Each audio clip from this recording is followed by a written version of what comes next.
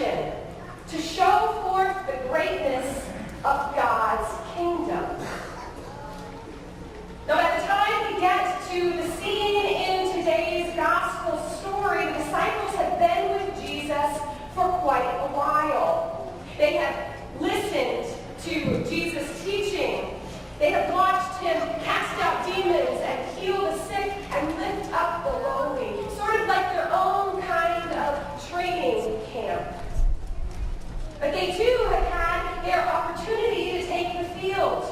You see, Jesus gave them power over demons and the power to cure the sick, and then he sent them out into the region to spread the good news of the kingdom of God and to heal.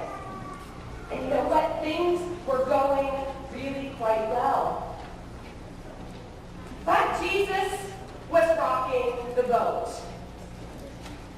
He was causing a stir in the synagogue. The Pharisees had started to plot against him.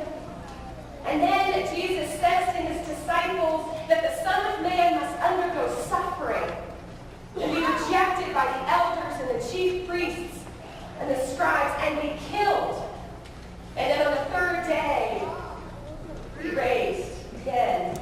Now, if that wasn't enough to put some fear and some trembling into their hearts, Jesus then says to them, if any want to become my followers, they need to pick up their own cross and follow me.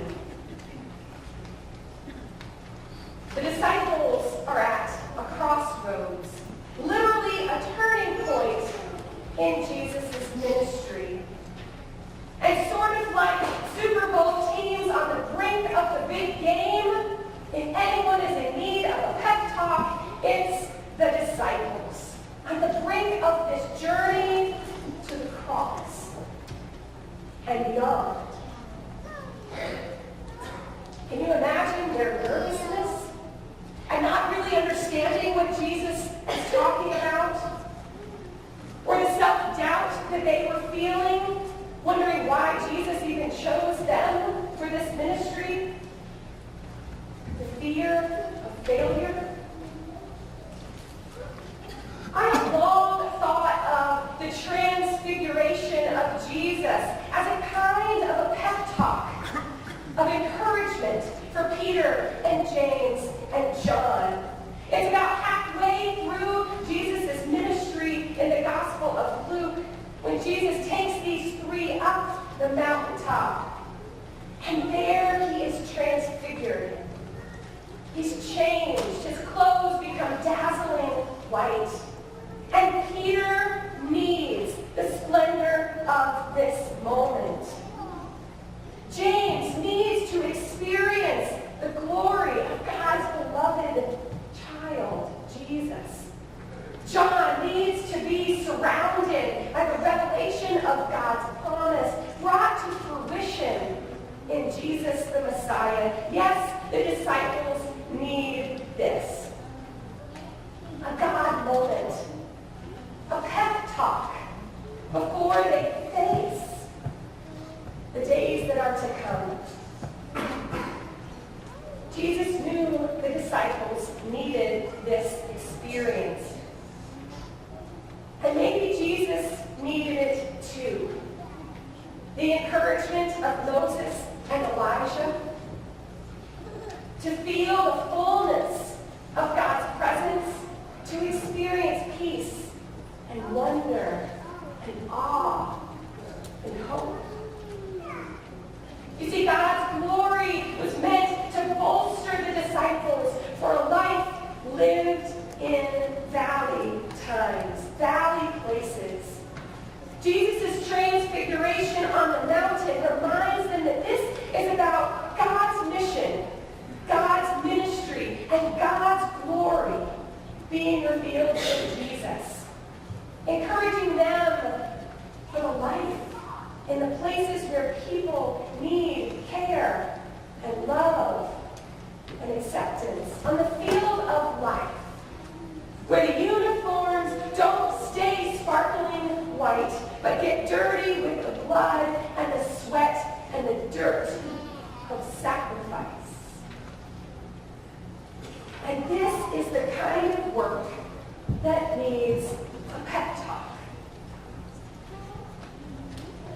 I got to hear a pep talk just this last week as the chaplain of the Cowboys shared a memory of 2006 San Diego Chargers preseason training camp.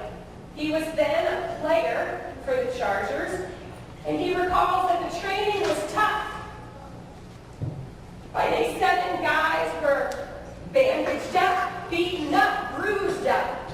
The veterans were talking about retirement while the rookies were calling their moms asking for chicken soup or whatever could get them through these grueling 5 weeks. As Jonathan Evans remembers, day 8 was totally different.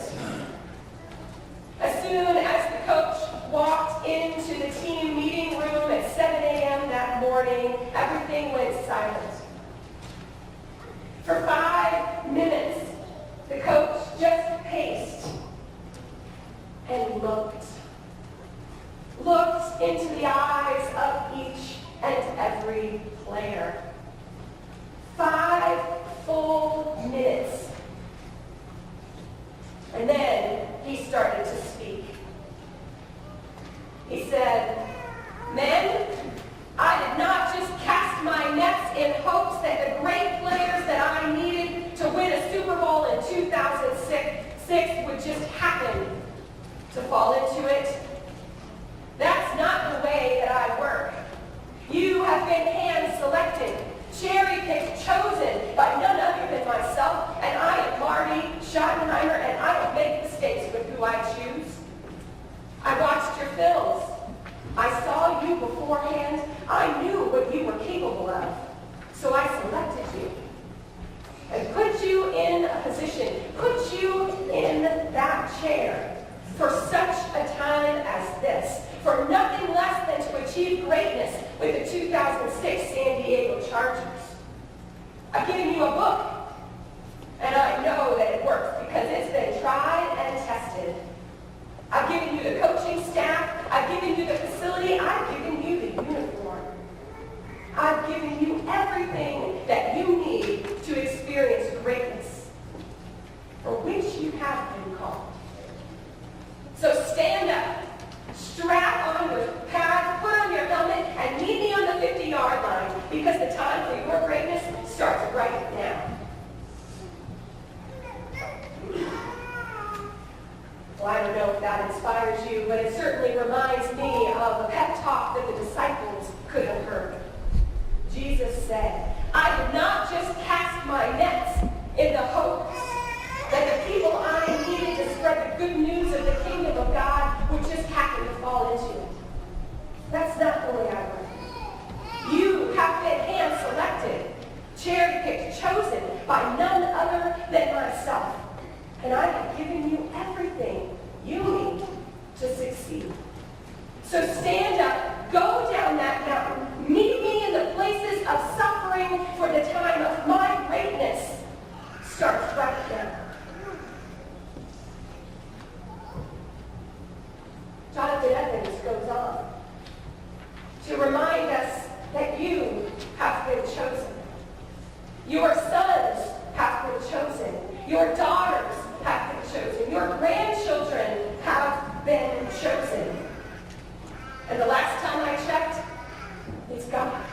And God does not make mistakes with who God chooses. If you are sitting in this room right now, you have been called, hand-picked, selected by none other than the great head coach who sits in heavenly places, who saw you beforehand, knows your talents, knows your gifts because God created you, and knows how to use you in the kingdom of God to make big plays for the glory of God's kingdom.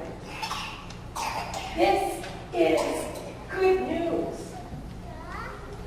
That we have been transformed by God's love so that we can go out and get our uniforms dirty to experience greatness on the field of life. That's what God